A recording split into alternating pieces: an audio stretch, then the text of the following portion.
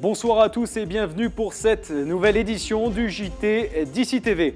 Au programme ce soir, pluie de neige dans les Alpes du Sud aujourd'hui. Des dizaines de centimètres de poudreuse sur les routes, des gars pensés qui râlent, d'autres qui le prennent avec le sourire. Les images et les réactions dans cette édition.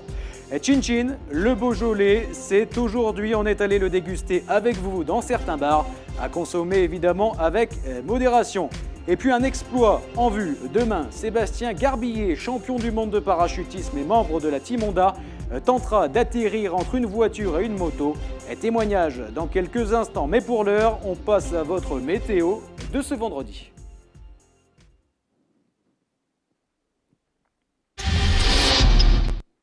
La neige est arrivée vraiment dans les Alpes du Sud. Ce matin, il y avait une bonne dizaine de centimètres du côté de Gap. Alors on a sorti l'écharpe, les gants, le bonnet et surtout la patience. Adrien Citeau est allé à la rencontre des Gapensais.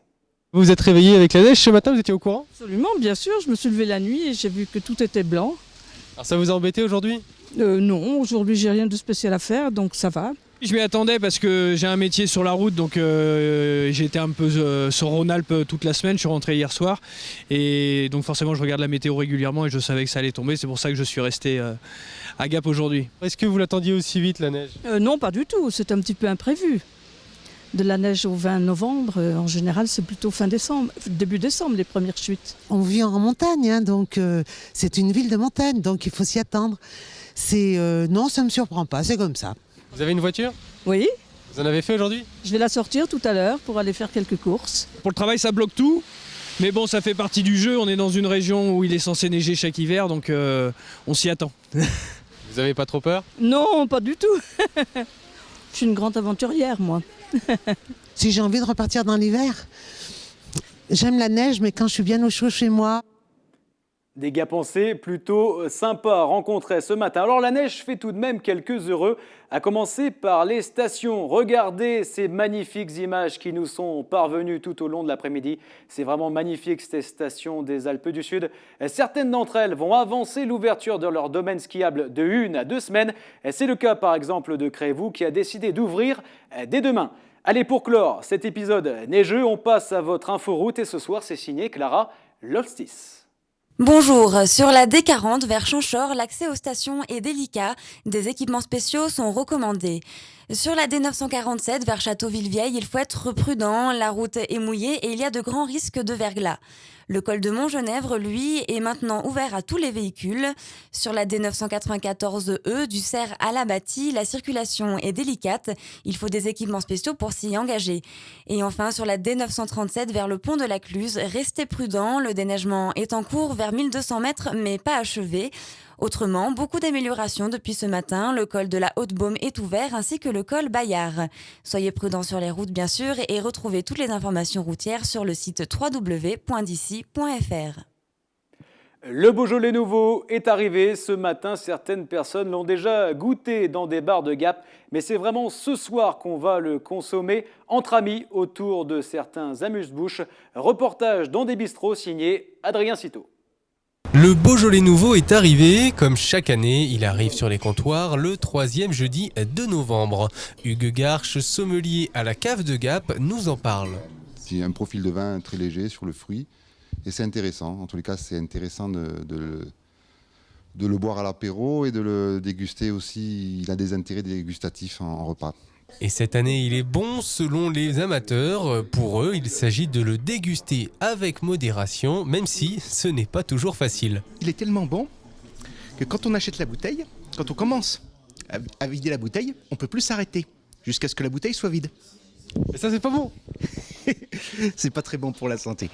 Plusieurs façons de le marier, chacun a sa petite recette, charcuterie, fromage, pâté et même fruits de mer. Le Beaujolais de cette année se marie avec tout, avec les huîtres et les moules, la charcuterie évidemment comme d'habitude.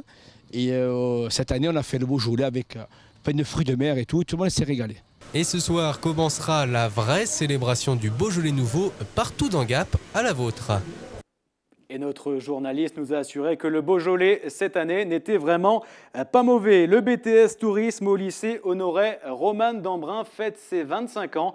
C'est l'un des seuls BTS à proposer cette formation. Il n'y en a que 2 dans l'académie Aix-Marseille. Alors, en 25 ans, ce sont pas moins de 500 jeunes qui ont été formés dans ce lycée. Entre autres, la plupart des responsables des offices de tourisme et des autres syndicats d'initiative dans la région. Alors écoutez le proviseur adjoint du lycée Honoré Romane à Embrun, Jean-Philippe Ranque. Alors, la spécificité d'Embrun, ça va être d'abord son contexte, qui est un contexte frontalier, d'où l'idée d'internationalisation, qui a un contexte de nature, qui a un contexte de station complètement ouvert vers donc, un tourisme vert, un tourisme sportif. Le diplôme est un diplôme de technicien supérieur. Comme son nom l'indique, c'est un diplôme de technicien orienté vers l'accueil ou vers la vente, vers la communication, vers l'offre de produits touristiques.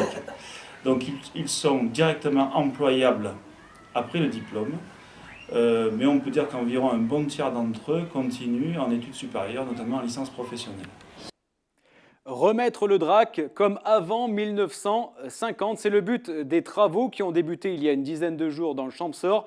Coût des travaux, 5 millions d'euros. 1 million d'euros sera pris en charge par le Champsaur. Alors ces travaux ont débuté il y a une dizaine de jours. Ils vont se dérouler tout l'hiver. Je vous propose d'écouter Jean-Pierre Festa, c'est le maire de Saint-Bonnet en Champsaur. Il était notre invité ce midi.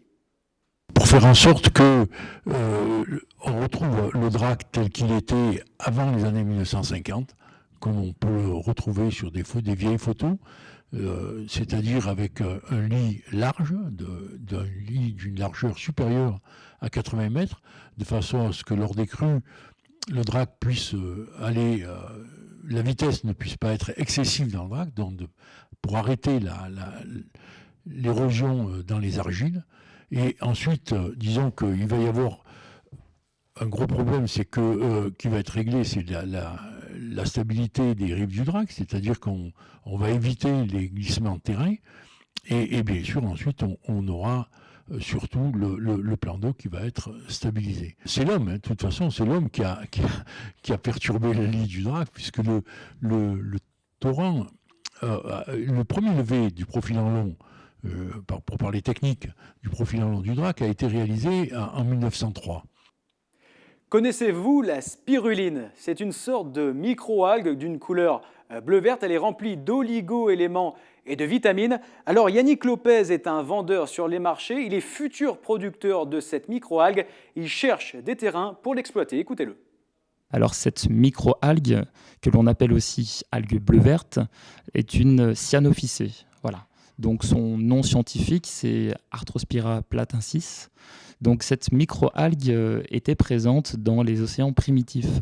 Et donc c'est grâce à elle, à ce groupe en fait, d'algues bleues, que nous avons entre autres cette air respirable, puisqu'elle consomme énormément de CO2. Voilà. Alors dans la spiruline, question toute bête, qu'est-ce qu'il y a dedans ? Qu'est-ce qu'il y a dedans ? Voilà, parce que si vous dites que la spiruline a un intérêt pour notre corps, elle a évité des carences chez certaines tribus, qu'est-ce que l'on retrouve dans cette algue bleue de couleur verdâtre en fait, hein ? Vous avez dit que c'était une algue bleue, pourtant je vois du vert devant moi. Exactement. Dites-moi. Alors, on la surnomme effectivement, du moins, elle fait partie du groupe des algues bleues puisqu'elle contient de la phycocyanine. La phycocyanine étant un pigment photosynthétique qui est aussi un colorant bleu. Voilà, donc lorsque effectivement les paillettes de spiruline, on les laisse au soleil, on verra une dégradation de la chlorophylle et ça laissera apparaître cette coloration bleue. Voilà. D'accord. Et je pense que des études ont été faites. Que contient la spiruline en termes de, je ne sais pas, il y a des vitamines dedans, il y a des minéraux. Exactement. Donc effectivement, maintenant depuis les années 70, de nombreux scientifiques et surtout des médecins se sont penchés sur la composition de la spiruline. Et donc ce que l'on constate en fait, c'est que cette micro-algue contient environ 60 nutriments. Donc elle fait partie des aliments top puisqu'elle contient effectivement aussi tout un florilège de vitamines, d'enzymes et d'oligo-éléments nécessaires au bon fonctionnement du métabolisme humain. Donc on peut citer entre autres du fer facilement biodisponible, du manganèse, du calcium, du sélénium. Elle contient aussi tout un panel donc, de vitamines, la provitamine A, vitamine du groupe B dont la B12, vitamine E, K. Allez, on passe au sport avec cet exploit en vue demain à Tallard. Un parachutiste de renom va tenter quelque chose d'assez exceptionnel. C'est Sébastien Carbillet, fait partie de la Team Honda.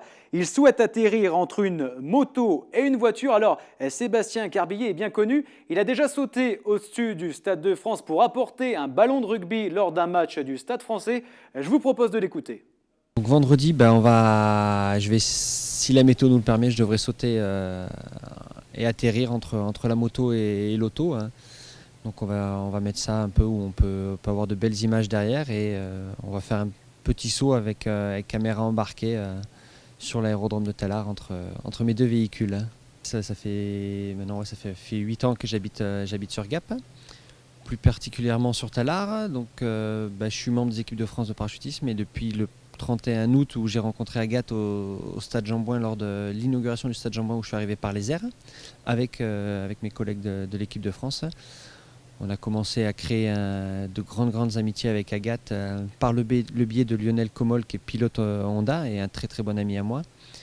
Et ils m'ont demandé si j'étais intéressé pour rentrer dans le team Honda en tant que sportif venu d'un autre monde, venu d'ailleurs. Hein. Je suis le seul qui est des airs. On vient de l'apprendre, tirage au sort du quart de finale de la Coupe de France de hockey sur glace. Les Rapaces de Gap vont donc affronter Strasbourg. Les Diables Rouges seront opposés à Amiens. Rendez-vous le 10 décembre prochain. L'actualité d'ici est maintenant terminée, mais elle continue sur d'ici.fm et sur d'ici Télé. Excellente soirée en notre compagnie.